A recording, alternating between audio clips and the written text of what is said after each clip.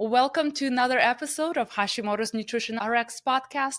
If you have been told that your metabolism is slow, or you ever wonder if GLP-1 medication or peptides could be the missing piece in your healing journey, this episode is for you. I'm joined by Dr. Spencer Nadolsky, a board-certified obesity and lipid specialist, who's here to clear up the confusion around weight gain, thyroid health, and metabolic resistance. We're diving into the truths behind broken metabolism, how thyroid hormones actually influence your body composition, and what is real versus hype when it comes to things like BPC-157, NAD+, and others.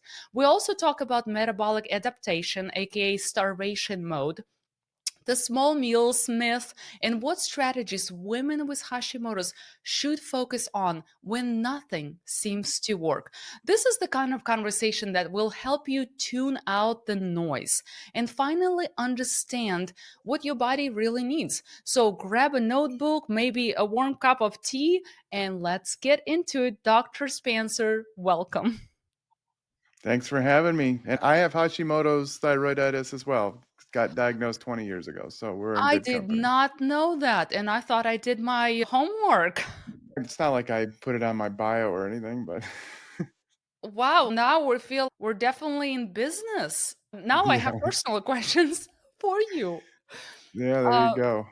wow. Before we jump into our conversation, I want to officially introduce you for those who don't know who you are. Dr. Spencer Nadolsky brings over a decade of expertise in obesity medicine with a board certification in obesity medicine and lipidology. Since becoming a doctor, he has helped thousands of patients lose weight and improve their quality of life through innovative healthcare delivery platforms. Dr. Spencer also has a fun, educational social media content where you can laugh and learn at the same time. You can find his clinic at joinvineyard.com. Now that we got the formal introduction out of the way, I would love to jump into a topic that so many people in my community are curious and honestly, I think, confused about. Dr. Spencer, you've talked a lot about GLP-1 medication. For someone with thyroid dysfunction or Hashimoto's, where do these therapies potentially fit in and where are they overhyped? Yeah, it's a common question because there's a black box warning on all GLP-1 receptor agonist medicines. So the first one was approved in 2005, almost 2 decades ago, basically. And these medicines hit the receptors of some of our cells in our thyroid called C cells. The thing is, it was seen in rodents, not humans. Humans don't readily have those receptors, whereas the rodents do have those receptors. So they saw maybe an increased risk of what's called medullary thyroid cancer. And what people say is, oh, thyroid, thyroid. So people with Hashimoto's are always like, well, can I take this medicine, or even other types of hypothyroidism, like if they had their thyroid taken out for a goiter or anything else, or if they had nodules. And I was like, yeah, even if you had other types of thyroid cancer. So it's really just medullary thyroid cancer. People with Hashimoto's can absolutely take these. And it's possible there is some anti-inflammatory beyond the weight loss effects, maybe helps with kind of autoimmune disease, but that's the thought. So absolutely somebody with Hashimoto's could take this medicine. I just want to clear that up because that's always a common question. Mhm. The thing is, though, right now they're only approved, FDA approved for type 2 diabetes and obesity or weight management. And now the thing is, type 2 diabetes has very clear diagnostic criteria. So either hemoglobin A1C is 6.5% and above, or a fasting blood sugar is at least like 126 milligrams per deciliter and above. But for obesity, though, or weight management, there's a lot of gray in where this could be indicated.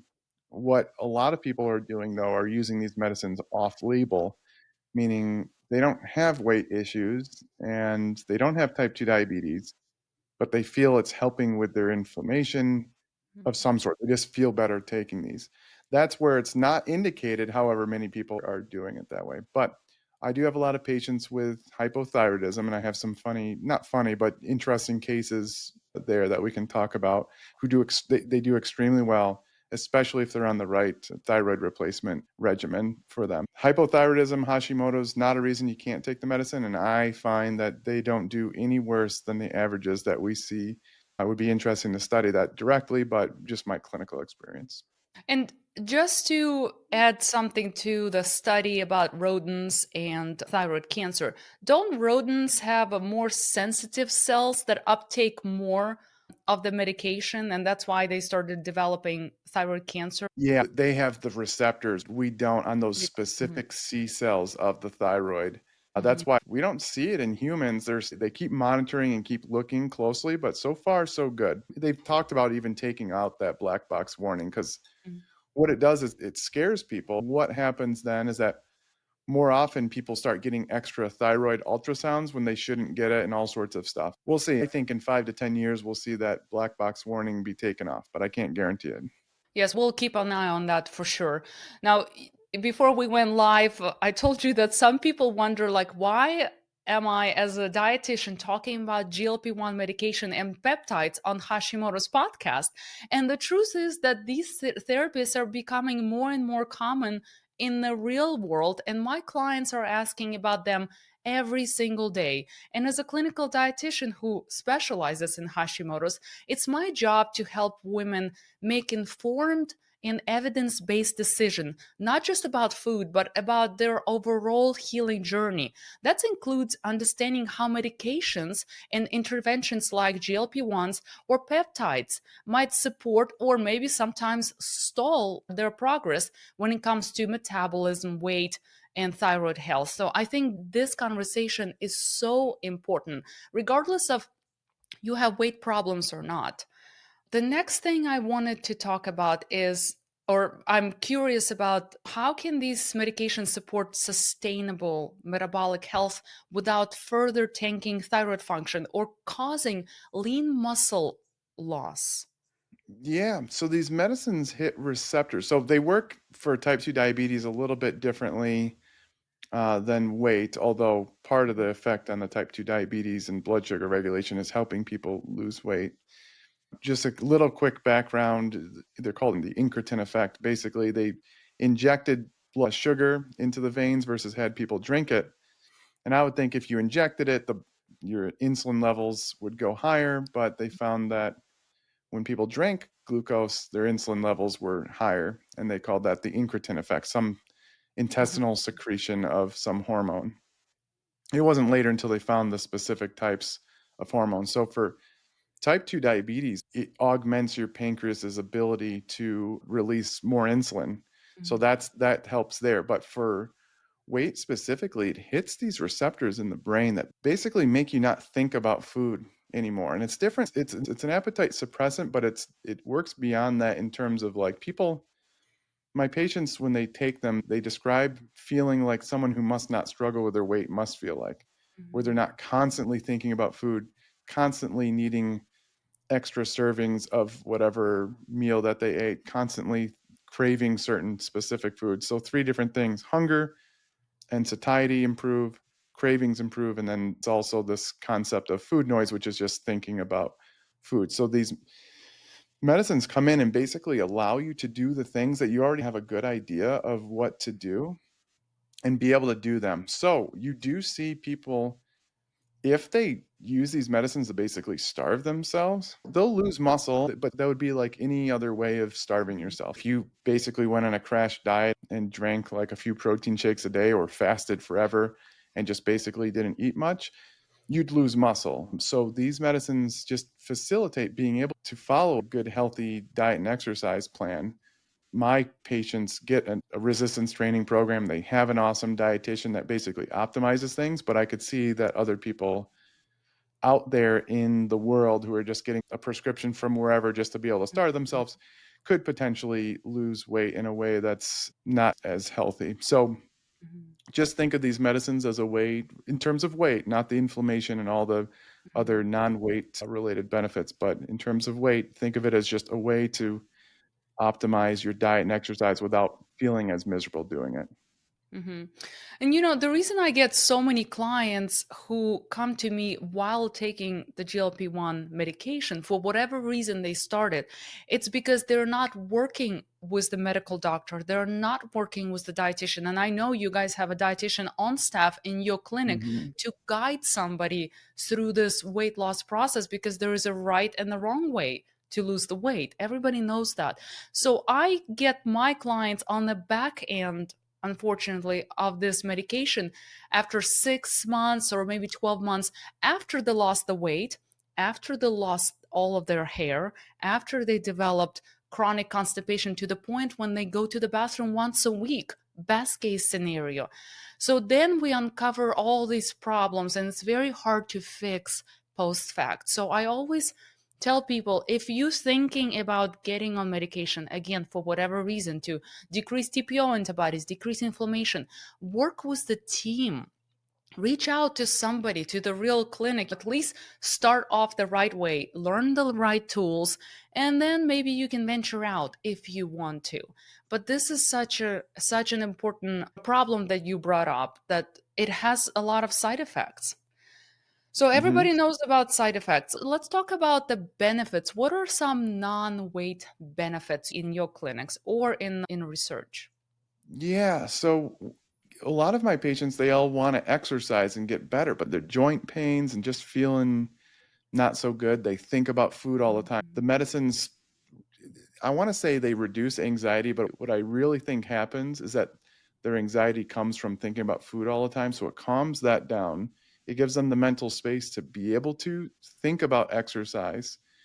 And then they're in less pain. So then they feel like they can exercise and make it sustainable. So that there's an effect there. A lot of people talk about the kind of anti-inflammatory effect. Again, Mhm, this needs to be studied, but we do know that from in terms of reducing heart attacks, mhm, it there may be an effect from the weight, but there is I would like to say definitively a non-weight cardiovascular benefit to the medicines. They don't know exactly why. There are GLP-1 receptors all over the body. They're in the myocytes of the heart. They're in the endothelial area, the arteries, the lining of our arteries, all sorts of different things. It could be partly improving our cholesterol and lipid metabolism. But no matter what, like people have a benefit on reducing risks of heart attacks beyond the weight loss that occurs to these medicines. And those are known. What a lot of unknown, I have a lot of patients with other kind of autoimmune GI issues. So think about things like Crohn's and ulcerative colitis, psoriatic arthritis, rheumatoid arthritis. And so one patient, again, this is anecdotal, they are studying this like directly to where you have a placebo versus the active drug. So we're not just, yeah, this is what I see in the clinic and just throwing it out there as so I always want to make sure I say that. But however, having said that, I had a patient with psoriatic arthritis who was on multiple biologics and having some benefit. It wasn't until they started Zepbound, which is tirzepatide specifically, one of these medicines, where they all of a sudden felt big time relief. And it wasn't the weight loss. They hadn't lost much weight at that point. I think we're going to see a lot of non-weight or blood sugar related benefit to these medicines. I really do. mhm. I had a McCall McPherson on my podcast a couple of weeks ago. She's a physician assistant and she has a clinic, and that's all they do. They specialize in GLP-1 peptides, and they're doing their own studies. They measure patients' CRP, which is an inflammatory marker, right? Pre GLP-1 introduction and then post. And even though some people lose this much weight compared to 50 pounds, regardless of the weight loss, the CRP marker goes down. Yeah. This is incredible. I know they only have a few dozens of clients that they're tracking, but I think it's a good green light that it's helping people reduce the inflammation. Now, in my practice, because I only work with people with Hashimoto's, we measure TPO antibodies and we see drastic reduction in TPO antibodies. Yeah. So I don't, I believe it. so I don't know if GLP-1s is the future of addressing Hashimoto specifically. So Hard I to don't know know. if that's there, but I'm really excited. That's why I want to learn as much as I can to prepare for the next step in the Yeah. future. I guarantee there's a lot of studies underway. They're going to find out. Big Pharma wants to make their money. They're going to find a way. And we're here to help. Like, I'm all for progressing Yeah, because, technology.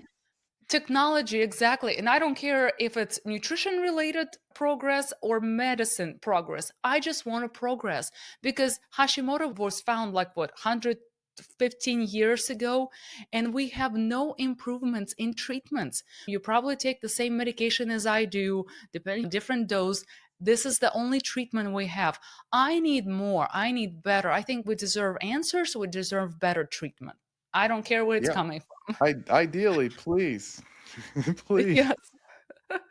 Now, if we're talking about possibly treating other comorbidity, the weight with microdosing, what is your take on microdosing? Who needs it? Who can get it? Who shouldn't get it? Yeah, so here's what I think we'll see eventually. So I do very low doses. I only see those with like obesity or type 2 diabetes related stuff. I could open it up to more. The problem is insurance coverage won't cover it unless you have those indications. So then you can use what's called Lilly Direct. You can get it directly from the man. You skip insurance, but even still, they want to see diagnosis codes where they at least have an overweight diagnosis code. They don't want to pay Mhm. for, let's say, if I wanted to go, oh, this person's like a 21 BMI and really lean individual, low body fat, and they have ulcerative colitis. Let's play around with that. I would have to lie and say that they were overweight in order to get that. So I can't do that because then I could get audited and you can get in big trouble for that. So what other people are doing is the compounding route. Now, I don't do the compounding route. It was big, and the reason it was big is because there was a big shortage. These medicines were hard to get. And because of the shortage, there's a law that allows compounding pharmacies to start mass producing these. So now you still have some, I call them loopholes to try to customize the doses, but I don't personally do that. Having said that, though, I do have a lot of patients in that overweight range where we do I would say, I don't call them microdoses because microdoses, I would say, is if it's just kind of semantics with the definition, but it'd be like a fourth of the lowest dose. So, like tirzepatide, for example, the lowest dose is 2.5 milligrams. A fifth of it would be like zero point 0.5 milligrams if we're going by fifths. To me, that would be like a microdose, or a half of that would be 1.25 milligrams. I have done that with patients, but they still are overweight, or just I can justify it that way for coding purposes to Mhm. Eli Lilly so I don't get audited and get in big trouble or things like that. But some of these patients, they don't want to lose too much weight, but they technically have an indication and they want to see if it improves their inflammation and all sorts of stuff. And yeah, we see some good stuff. Now, here's what I think. I think Eli Lilly, this is going to be big business. Eli Lilly, I don't make money from them, not yet, although maybe they'll offer me some money Should. to do some We're consulting. not nonprofit. Yeah. Yeah, Should we? they may pay me soon. I get offers all the time and have not taken it, although there's one advisory board that I'm doing for Novo Nordisk here soon. But I think what they're going to do, they're going to start studying because they want their bag. As I said before, they want this to be a $1 trillion market. And in order to do that, and obesity is huge, but imagine everybody, like maybe I'll take it at some point to reduce a risk of a heart attack in the future, despite not having weight to lose. They want to study that. They want to study it for longevity, for just overall quality. So I think we're going to see a lot of studies. And once those indications start coming out, or at least allowing for off-label uses, Mhm. I wouldn't have a problem. The biggest concern for me is we got to make sure that there's a benefit to risk ratio that's positive. And if we start putting it in on everybody and we don't really know, it's possible. We don't know. I think the risks are pretty low. If you're looking at things like, if you're not making, the biggest risk is making people lose weight, too much weight, Mhm. and you're making them underweight. They go from a really healthy size to like undersized, Mhm. and to where they could become frail. That's like the biggest concern for me is, oh, now we're making them less healthy just to Mhm. get the scale lower type of thing. That's the biggest risk. But if you're monitoring and you're giving low doses and not really changing the scale, If I were to guess, I think there's probably benefit, just needs to be studied. So I think that's where the future is. I think what we're going to see is this person's at risk for developing obesity, and they're not overweight or anything like that right now, but we see their parents, we see they have the genetics there, and they're starting to gain weight. Boom, you hit them with one of these medicines to just make them maintain their weight. Now all of a sudden that person doesn't go on to develop obesity and doesn't go on to develop those comorbidities related to obesity. Now insurance and everybody's saving money. The issue is the cost, the price of the drugs need to come down. They're just ridiculous right now. And we're seeing improvements every few months, but until these are like $100, $200 a month, they're still out of reach for most people. They're expensive, but I think people spend a lot of money on Yeah, things that are unhealthier, so it's all about true. priority. But yeah, I agree, they're very expensive. Most people that do need them cannot afford them. That's But right. yes, the hope is there that, like you said, every month we see improvement in prices. There are policies that are coming in, so we'll see. Fingers crossed. Now, you said longevity, right? We're looking at living longer, living healthier. So, this is one of the most asked question in my DMs weekly about the peptides, our BPC-157 NAD plus. Are they helpful or not? And do they have any benefits in the gut? We read a lot about that. So some of my clients are really intrigued, especially those with history of burnout, fatigue, poor recovery. And I recently saw a new peptide, P19, suggested that it can support the thyroid function, that it can actually improve thyroid function. Now, there's one study that I could found. So I don't know if you have any insight on it, but what is your take on the peptides? Yeah, peptides are chains of amino acids in general. So you can go and drink peptides that's what we used to do Collagen that. peptide. Yeah. Yeah, all sorts of different things. So but there are obviously peptides that can have drug-like effects. So it's not a conspiracy, but it's one of those things where they need to have large, randomized, placebo-blinded, controlled trials Mhm. to where we need to see that there's a true benefit to risk. And I'm a little bit risk averse when it comes to some of these things. So BPC-157, very small studies, a lot of anecdotal. People are claiming that it healed my tendonitis or tendinopathy of 10 years in my elbow in XYZ, or injured myself. And last time I got injured, it took me months. And this time it only took me weeks to recover. There's biological plausibility there. I personally, about 10 years, maybe 8 years, it doesn't matter, tried a BPC 157 multiple times because I was getting a tennis elbow, lateral epicondylitis, and it didn't do anything. I was getting it from what's supposed to be the purest pharmacy I could find and whatever. Again, this is anecdotal. And so now with understanding the small amounts of studies, I was doing it based off of anecdotal data, which you really shouldn't do. But I was doing it because I was like, I want to see everybody's talking about this. I Mhm. didn't notice any difference. So it's not something I prescribe to patients. It's just one of those things where let's get the data, but who's going to pay for it? Because really the reason big pharma pays for these things, because they're going to reap the rewards afterwards. They can spend a $500 million on a huge trial and know that they're going to make that up very easily, especially if it's a positive trial for them. Some of them don't end up, they just have so much money. Right. So therein lies the issue. It's possible these things are amazing and they have a benefit, but we need the data to ensure safety and efficacy benefit. So those are my thoughts on it. I think there's a big potential for them, but we just need research. Does that apply to NAD plus as well? Yeah, so I actually had an expert on my podcast, Charles Brenner, who's like in that space. And basically what he says that there's probably no good reason to inject NAD plus. No true benefits have been seen. It's not something I recommend to my patients or anything. So I tend to not recommend that.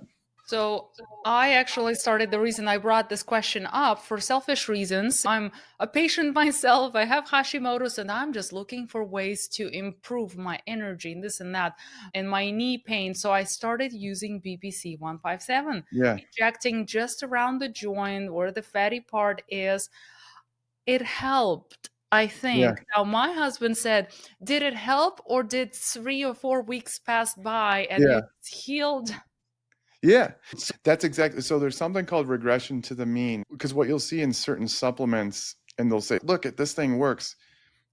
If you look at the way that the trial was done, it was a single arm, meaning there was no placebo control group. It was single arm. So like you could have, yeah, like some people have back pain and be like, this worked great, but or think about it this way: is people have a cold and you just have one group and you give them all amoxicillin, an antibiotic that won't help with the cold.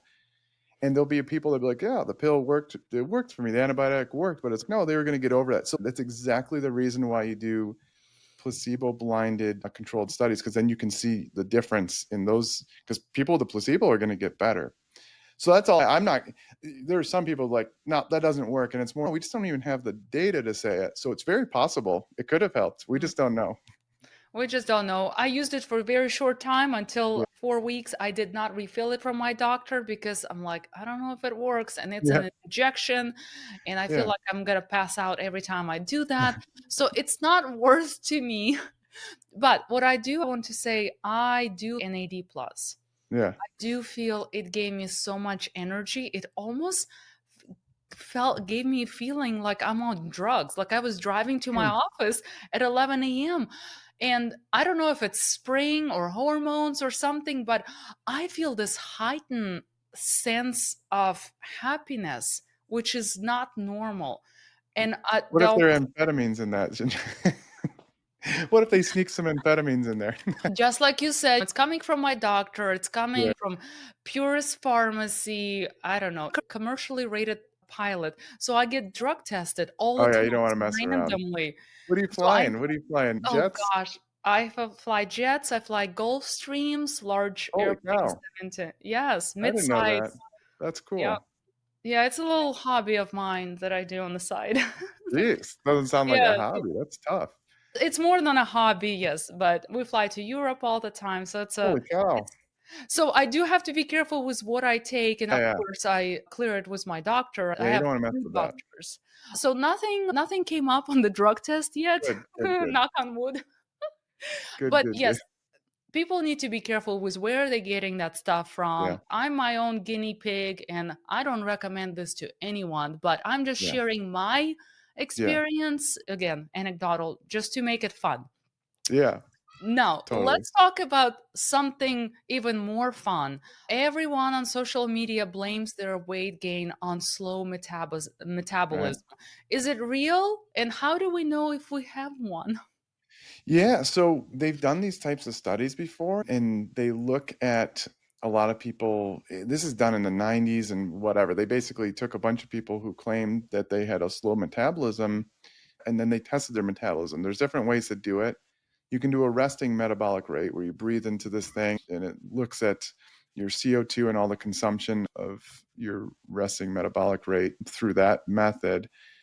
It's an indirect calorimetry, the way they do it. And then there's another way, there's doubly labeled water where they check your urine metabolites through, they call it fat water. They actually add an extra hydrogen to the water and they can see through how you metabolize, how many calories you burn in a day. And they did this before, and people were like, I swear I'm eating 1,200 calories, but it showed that people were eating a lot more than they think. And it really upsets people because we've moralized eating to the point where if you're eating more calories, people call you gluttonous, which isn't true. But it turns out that, and when they've done these correlation studies, most people that gain weight, it's not related to their metabolism, resting metabolic rate, or total daily energy expenditures. So in most cases, it's related to how much we eat and it's related to our appetite. In fact, most of the genes of obesity are in the central nervous system related to appetite. It's related to our brain and how we regulate intake. So, in general, you get some people that will have a slower metabolism all once in a while, but it's all mostly related to intake. Now, somebody with Hashimoto's, If that's undiagnosed, Mhm. your metabolism will be lower. However, actually, a lot of the acutely anyway, if you were to come off your medicine, a lot of the weight gain quickly is a lot of fluid buildup. But like people, this is the story I want to tell. Is I had a patient that was on tirzepatide, Zepbound, and they gained like 20 pounds in 2 months. And tirzepatide specifically, I never see people gain weight on the medicine. And I was like, what about your thyroid? You're on Synthroid. When's the last time it's checked? No, it's been well controlled. I don't know. I'm like, did you feel like you gained fat around your belly, your legs? And she's, I don't feel fat. And I'm like, okay, I think this is fluid. But like, why would she be gaining fluid? I checked. She was floridly hypothyroid. Something, the medicine, the Zepbound, the tirzepatide, may have slowed the absorption of it, changed the absorption. Doesn't happen all that often, but I see it from time to time. And I added in T3, a little cytomel, and upped her Synthroid, and the weight just flushed right, basically flushed right off. So anyway, in any event, generally it's not our metabolism, it's how much we eat. If you have Hashimoto's hypothyroidism, you do want to get your levels controlled. Obviously, that will control your metabolism, but a lot of the weight gain is actually fluid. So anyway. And thank you for bringing up the example about hypothyroidism patient. I think that's why we have to talk about this, get on live Instagram, whatever, to make sure that people with hypothyroidism and Hashimoto's understand that there is more. You can't just go and buy it somewhere off online, and you have to be managed by an endocrinologist or whoever is managing your medication, because this is a serious things we're talking about. And the fact that she was gaining fluid and was taking that GLP-1 medication, it slows down the absorption, right? It slows down the motility of Mm-hmm. your gut intestine, so it probably slows down the absorption of whatever Mm-hmm. you're taking. So we, again, there is so much research that needs to be done before we start addressing Hashimoto's with the GLP-1s. Yeah. Need close monitoring. That's what I always Mm, say. absolutely. Now, since we're talking about slow metabolism, can high cortisol prevent someone from losing weight? Because that's all over Instagram. Yeah, so the gist is that pathological levels, and I'm talking about Cushing's disease, Cushing's syndrome, if you have a tumor in your brain, your pituitary gland, or a tumor in your adrenal glands, making you produce an extraordinary high amount of cortisol. Yeah, potentially that's where we see it happen. Now, the still is even if you're in a calorie deficit, meaning you're eating fewer calories than you burn, you could still lose weight. The problem is it shifts where you store the fat. So you see in Cushing's, the weight gain behind the neck, the moon faces, and central abdominal obesity. But then you start seeing like their arms start getting thinner and their legs start getting thinner. So it really is a big redistribution, nutrient partitioning effect. But cortisol also has an appetite effect on you as well. So it can make it really hard to eat fewer calories. So it's changing where you're storing the fat and whatever. But those are pathological levels. Or if the most common thing is people taking prednisone for Mhm. some sort of inflammatory disorder, and they can't come off the prednisone because they need it to help with their inflammatory disorder, whatever it is. So we see that. Now, when it comes to physiological difference in cortisol, that's where you start seeing a lot of the nonsense on social media where it's like they tell you not to do high intensity interval training because of the cortisol. That's not true. That's not going to prevent you from losing weight. And this has been studied really well. And that's why it's really frustrating to see these people out there promoting this concept of don't exercise because of cortisol. It's like cortisol goes up. That's a normal physiological response from exercise. What happens though is that if you start exercising and not paying attention to your diet, exercise can increase your appetite. Mhm. That can make it really hard to stick to your diet. Or if you exercise too hard, you're not recovering well, then you feel crappy. You're not walking or doing anything else in the day. And you're sure as heck not going to want to eat in a certain way. I always say these physiological differences, I wouldn't worry about it so much other than let's fix what's making you stressed out. Mhm. Stress can make you crave certain things and eat in a certain way. That's not very helpful either. In general, physiological differences, not something to worry about. Mhm. Now, Talking about metabolism and slow metabolism, and speaking of dogs who lift, Yeah. I love that little tagline there. What is the best way to increase your metabolism? Yeah, this is where I don't tell everybody like, look, you got to lift weights and build a ton of muscle because that's going to really ramp up your metabolism. But in general, that is like the only thing that's going to do to Mm. increase your metabolism. Sure, you can eat more protein and it takes more to digest that, but that's not really increasing your metabolism. It's just taking more to digest your food. Building muscle and using that muscle then after building it is the only way. Now, I'll give a caveat that one of the newer GLP-1 drugs that's coming out, retatrutide, has this component on it called glucagon, and it's likely that glucagon component, so it's a GLP-1 and a GIP, which is another incretin. That's tirzepatide. Tirzepatide is GLP-1 slash GIP. It hits different receptors. The retatrutide, which people call retatrutide, but it should be retatrutide based on the other pronunciations. Doesn't matter, but GLP-1, GIP, and glucagon, the glucagon component likely has an effect on energy expenditure. So we might be seeing it as a metabolism booster, although I've had patients on it because they were in the clinical trials, and they say that the appetite suppressing effects are even much stronger than tirzepatide. So how much of a metabolism boosting effect, I don't know. But for right now, building more muscle is the practical way to do it. That's how I always tell my clients there's nothing you can eat or drink or take like a supplement that will truly boost your metabolism, Yeah, building muscles. And just like you said, you don't have to curl 25 pounds in each hand. Any kind of resistance training will build muscles or keep the tone. That's the only way right now, truly, to that's right. meaningfully boost your metabolism. That's right. Good point. Now let's bust a myth. Does eating small meals every 2 to 3 hours speed up your metabolism? No, it just comes down to what your preferences are. That used to be like the big thing back in the 90s, early 2000s, and now it's like then they went to fasting. Now it's let's just be reasonable and just pick however many meals you want to eat per day and within a certain amount of calorie and macronutrient and food composition type of thing. Exactly. I always say, if people ask me as a clinical registered dietitian, they're like, what's the best diet for Hashimoto's or for losing weight or for decreasing inflammation? And I'm like, for decreasing inflammation is a little different, right? You want anti-inflammatory Mediterranean style diet, but for losing weight, any diet. You Hmm. can follow any diet and lose weight if you are in calorie deficit. Now, is keto diet a great thing for Hashimoto's? Probably not. You're literally starving your gut microbiome by not eating complex carbohydrates, fibers, and all that stuff. But if you're just asking the question, what's the best diet to lose weight? Any diet, just be in the calorie deficit. It Yeah, just may not be healthy. So it doesn't matter if you do an intermittent fasting, eating 5 meals a day, 2 meals a day. It doesn't matter as long as you're in calorie deficit. that's right.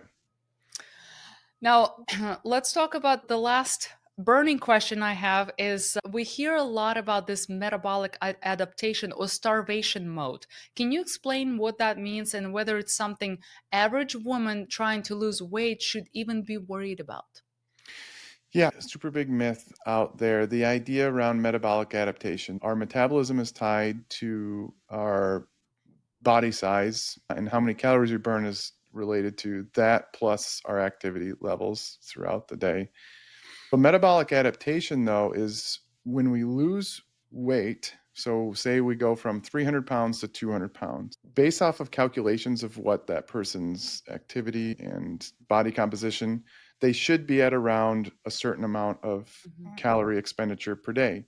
What happens with metabolic adaptation that when people lose the weight, so when they went from 300 to 200, their metabolism tends to be a little bit lower than what we'd expect if that same person was never 300 pounds and they were just 200 pounds. Let's say that's the example I give. Mhm. Having said that, it's pretty small. It is 5 to 10% range, and it's resting energy expenditure. It's not the total daily energy expenditure that we burn throughout the day. So what people think with starvation mode is that they think they're eating so few of calories that now their metabolism dropped so far that they're going to start gaining weight from eating fewer calories. We know, just like without doing any studies, we know this doesn't happen. We've seen, unfortunately, concentration camps. It's terrible, but like things like that, when you see the commercials on TV about the poor starving kids in Africa, and that's true starvation, and you can see that they're not gaining weight. There's nothing to their bodies anymore because they're truly starving. So we know that just like without doing any study, but they've done tons of studies on this. It really, what ends up happening is that goes back to that we end up eating more than we think we are. And the reason is because it becomes so miserable. Our perceived amount of effort is extremely high. And so we feel like we're eating 1,000 calories. I hear it all the time. I hear it, my patients, 300 pounds, they swear they're up and down, they're eating 1,000, 1,200 calories, and they're not losing weight. It's physically impossible. It wouldn't be possible. That person's burning at rest 2,000 or so many calories, and plus their activity levels. Anyway, it's a myth. It's a myth. We do have our metabolisms go down when we start to diet, eat fewer calories. Our metabolisms go down. When we lose weight, our metabolisms go down. And when we lose weight, it can go down a little bit further than expected, but it doesn't go down so far to where we would start gaining weight. It's definitely one time I brought up this example to one of my clients, and I thought maybe it's an appropriate example, but you said about concentration camps. Yeah, it's not a good. I hate But, talking. but I think it brings the point across, and I'm from Ukraine, so there is Yeah, a war that has been going on for 3.5 years. And when I see clients that say, "Oh, I have this high cortisol," not Cushing syndrome, none of that yeah, stuff, like nothing diagnosed, but some cortisol imbalances that shows up on their rhythm, right? hmm, And they say, "I have this high cortisol, and it prevents me from losing weight, or I even gain weight because of this high cortisol." But then I'm like, look at the guys that at the war, their cortisol is so high, yeah, super stressed. 24/7 for years, and they lose so much weight Hmm. because they're in calorie deficit. You mentioned that cortisol does, it slows down, or it shifts where you store fat, but it Hmm. will not prevent you from losing weight if you're in calorie deficit. That's And I right. think it's so important to keep emphasizing this point, to give people realistic expectations.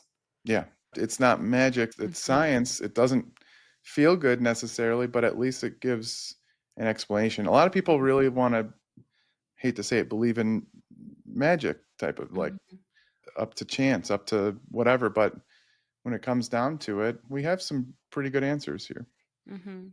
Yes. Now, to wrap up our amazing conversation, I want to ask you a few rapid fire questions. I didn't tell you about it. I wanted to give Perfect. to be Let's a go. surprise. So it can be yes or no with no explanation, or however you want to address that, okay? Yep. What's one nutrition trend you secretly cannot stand, but everyone else seems to be obsessed with? It would be the carbs and insulin causing fat. I hate that one. It's dying out, but that's the one I hate the most. I'm with you, yes.